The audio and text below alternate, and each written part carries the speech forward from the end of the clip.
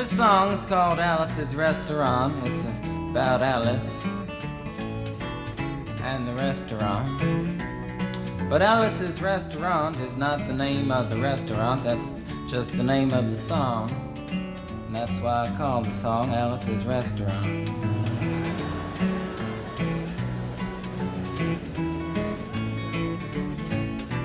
You can get anything you want at Alice's Restaurant. You can get anything you want at Alice's Restaurant. Walk right in, it's around the back, just a half a mile from the railroad track. And you can get anything you want at Alice's Restaurant. Now it all started 2 Thanksgivings ago. It was on 2 years ago on Thanksgiving when my friend and I went up to visit Alice at the restaurant. But Alice doesn't live in the restaurant. She lives in the church nearby the restaurant in the bell tower with her husband Ray and Facha the dog. And living in the bell tower like that, they got a lot of room downstairs where the pews used to be. And having all that room, seeing as how they took out all the pews, they decided that they didn't have to take out their garbage for a long time. We got up there, we found all the garbage in there, and we decided it'd be a friendly gesture for us to take the garbage down to the city dump. So we took the half a ton of garbage, put it in the back of a red VW microbus, took shovels and rakes and implements of destruction, and headed on toward the city dump. Well, we got there, and there's a big sign and a chain across the dump saying closed on Thanksgiving, and we had never heard of a dump closed on Thanksgiving before, and with tears in our eyes, we drove off into the sunset looking for another place to put the garbage.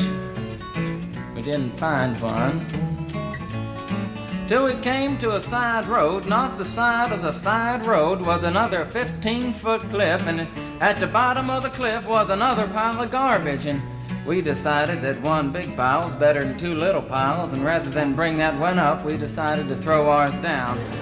That's what we did. Drove back to the church, had a Thanksgiving dinner that couldn't be beat, went to sleep and didn't get up until the next morning when we got a phone call from Officer Obie. He said, "Kid, we found your name on an envelope at the bottom of a half a ton of garbage, and just wanted to know if you had any information about it." And I said, "Yes, sir, Officer Obie, cannot tell a lie. I put that envelope under that garbage." After speaking over for about 45 minutes on the telephone, we finally arrived at the truth of the matter and said that we had to go down and pick up the garbage, and also had to go down and speak to him at the police officer station. So we got in the red VW microbus with the shovels and rakes and implements of destruction, headed on toward the police officer station. Now, friends, there was only 1 or 2 things that Obie could have done at the police station, and the first was that he could have given us a medal for being so brave and honest on the telephone, which wasn't very likely, and we didn't expect it. Another thing was that he could have bawled us out and told us never to be seen driving garbage around the vicinity again, which is what we expected. But when we got to the police officer station, there was a third possibility that we hadn't even counted upon, and we was both immediately arrested, handcuffed. And I said, "Obie, I don't think I can pick up the garbage with these handcuffs on." He said, "Shut up, kid. Get in the back of the patrol car," and that's what we did. Sat in the back of the patrol car and drove to the, quote, scene of the crime, unquote. I want to tell you about the town of Stockbridge, Massachusetts, where this happened. Here they got 3 stop signs, 2 police officers and 1 police car. But when we got to the scene of the crime, there was 5 police officers and 3 police cars, being the biggest crime of the last 50 years, and everybody wanted to get in the newspaper story about it.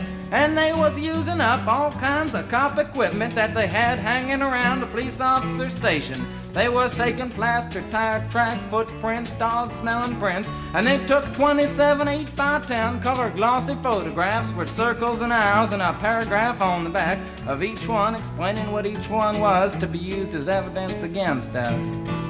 Took pictures of the approach, the getaway, the northwest corner, the southwest corner, and that's not to mention the aerial photography. After the ordeal, we went back to the jail. Obie said he was gonna put us in the cell. Said, kid, I'm gonna put you in the cell. I want your wallet and your belt. And I said, Obie, I can understand you want my wallet so I don't have any money to spend in the cell, but what do you want my belt for? And it said, kid, we don't want any hangings.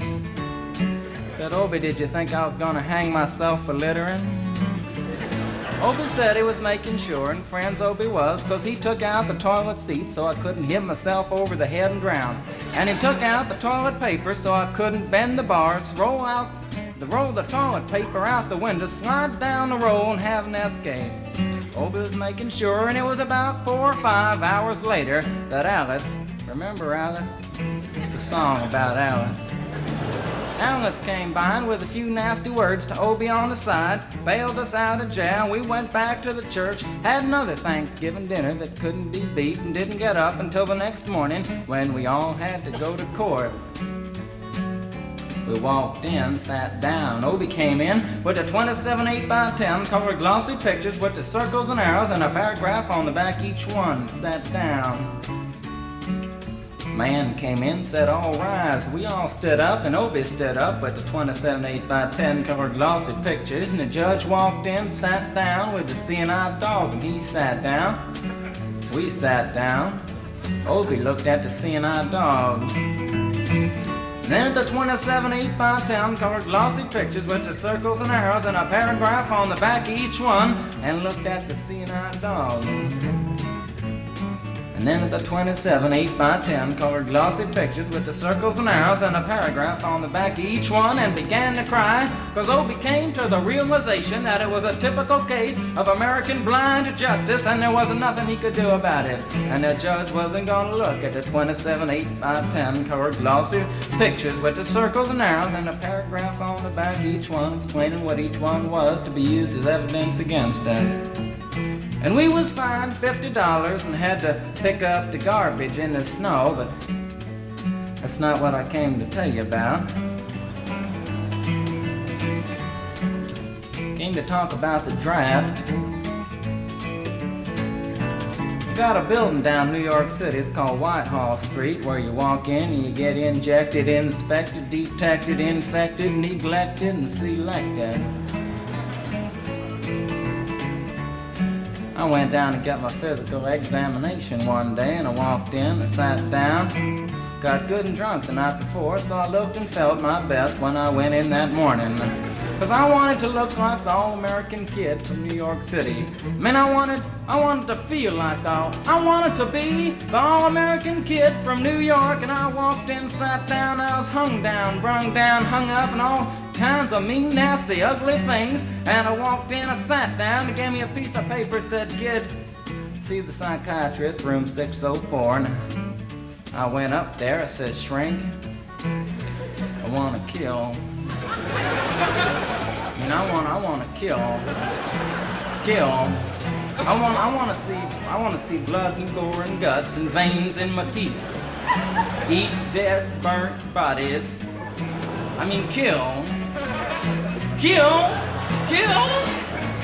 And I started jumping up and down, yelling, kill. And it started jumping up and down with me, and we was both jumping up and down, yelling, kill. And the sergeant came over, pinned the medal on me, set me down the hall, said, you're our boy. Didn't feel too good about it. Proceeded on down the hall, getting more injections, inspections, detections, neglections, and all kinds of stuff that they was doing to me at the thing there. And I was there for 2 hours, 3 hours, 4 hours. I was there for a long time, going through all kinds of mean, nasty, ugly things, and I was just having a tough time there. And they was inspecting, injecting every single part of me, and they wasn't leaving no part untouched. Proceeded through, and when it finally came to see the very last man, I walked in, sat down after a whole big thing there, and I walked up and said, what do you want? He said, kid, we only got one question. Have you ever been arrested? And I proceeded to tell him the story of Alice's Restaurant Massacre with full orchestration and 5-part harmony and stuff like that, and then all the phenomena. Stopped me right there and said, kid, did you ever go to court? I proceeded to tell him the story of the 27 8x10 colored glossy pictures with the circles and arrows and a paragraph on the back of each one. He stopped me right there and said, "Kid, I want you to go over and sit down on that bench that says Group W.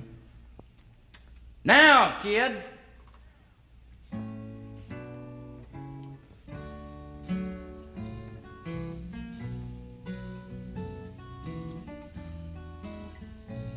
And I walked over to the bench there, and there's Group W is where they put you if you may not be moral enough to join the army after committing your special crime. And there was all kinds of mean, nasty, ugly-looking people on the bench there. Mother rapers, father stabbers, father rapers sitting right there on the bench next to me, and one, they was mean and nasty and ugly and horrible and crime-fighting guys are sitting there on the bench. And the meanest, ugliest, nastiest one, the meanest father raper of them all, was coming over to me, and he was mean and ugly and nasty and horrible and all kinds of things. And he sat down next to me and said, "Kid, what'd you get?" I said, "I didn't get nothing. I had to pay $50 and pick up the garbage." He said, "What were you arrested for, kid?" And I said, "Littering." And they all moved away from me on the bench there to carry eyeball and all kinds of mean, nasty things, till I said, "And creating a nuisance." And they all came back, shook my hand, and we had a great time on the bench talking about crime, mother stabbing, father rape, and all kinds of groovy things that we was talking about on the bench. And everything was fine. We were smoking cigarettes and all kinds of things until the sergeant came over, had some paper in his hand, held it up and said, "Kids, this piece of paper's got 47 words, 37 sentences, 58 words. We want to know details of the crime, time, the crime, and that kind of thing. You got to say pretend about the crime, want to know the rest of the officer's name, and that kind of thing. You got to say." And it talked for 45 minutes, and nobody understood a word that he said, but we had fun filling out the forms and playing with the pencils on the bench there. And I filled out the massacre with the 4-part harmony and wrote it down there just like it was, and everything was fine. And I put down a pencil and I turned over the piece of paper, and there on the other side, in the middle of the other side, away from everything else on the other side, in parentheses, capital letters, quotated, read the following words: "Kid, you rehabilitated yourself." I went over to the sergeant and said, "Sergeant, you've got a lot of damn gall to ask me if I've rehabilitated myself. I'm sitting here on the bench. I'm sitting here on the Group W bench because you want to know if I'm moral enough to join the army, burn women, kids, houses, and villages after being a litter bug." He looked at me and said, "Kid, you don't like your kind, and we're going to send your fingerprints off to Washington, and friends, somewhere in Washington, enshrined in some little folder, is a study in black and white of my fingerprints. And the only reason I'm singing you the song now is because you may know somebody in a similar situation. Or you may be in a similar situation, and if you're in a situation like that, there's only one thing you can do. Is walk into the shrink wherever you are. Just walk in and say, 'Shrink, you can get anything you want at Alice's restaurant,' and walk out. If just one person does it, they may think he's really sick and they won't take him. And if two people do it in harmony, they think they're both faggots and they won't take either of them. And if 3 people do it, 3, can you imagine 3 people walking in, singing a bar, Alice's restaurant, and walking out? They may think it's an organization. And can you imagine 50 people a day? I said 50 people a day walking in, singing a bar, Alice's restaurant, and walking out. And friends, they may think it's a movement. And that's what it is. The Alice's Restaurant Anti-Massacre movement. And all you gotta do to join is to sing it the next time it comes around on the guitar with feeling. So we'll wait till it comes around on the guitar here. Sing it when it does.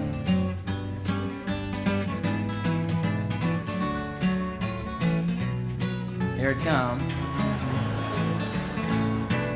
You can get anything you want at Alice's Restaurant. You can get anything you want at Alice's Restaurant. Walk right in, it's around the back, just a half a mile from the railroad track. And you can get anything you want at Alice's Restaurant. That was horrible. If you want to end war and stuff, you gotta sing loud. You could put a lot. I've been singing the song now for 25 minutes. I could sing it for another 25 minutes. I'm not proud or tired. So we'll wait till it comes around again, and this time with 4-part harmony and feeling. We're just waiting for it to come around is what we're doing.